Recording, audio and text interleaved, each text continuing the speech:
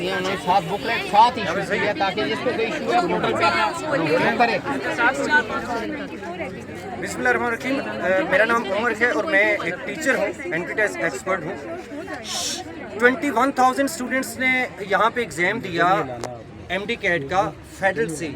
शहीद Zulfikar Ali Bhutto medical university conducting university थी। अब सबसे पहली चीज़ ये है कि पंजाब के अंदर 3,000 से ज़्यादा सीट्स है मेडिकल की। एक टेस्ट आपका हो रहा है UHS के अंडर, एक टेस्ट हो रहा है फेडरल में।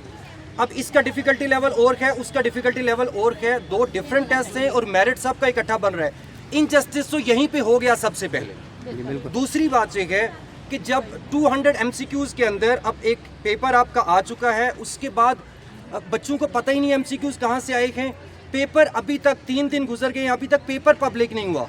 जब पेपर हो चुका है, इतने बड़े लेवल पे एक कंपेटिटिव एग्जाम है, तो पेपर ना पब्लिक करने का तो सवाल ही पैदा नहीं होता, कोई जवाब नहीं है।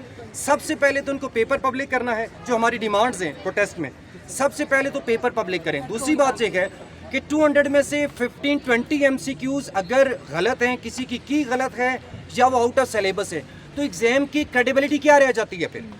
और हम ये बिल्कुल भी हम समझते हैं कि अगर हम इनके ऊपर रहेंगे, जिसने कंडक्ट कराया अगर ये इतने कॉम्पिटेंट होते तो अभी अगर ये एनालिसिस करेंगे भी, अगर ये इतने कॉम्पिटेंट होते तो एग्जाम अच्छे तरीके से कराते।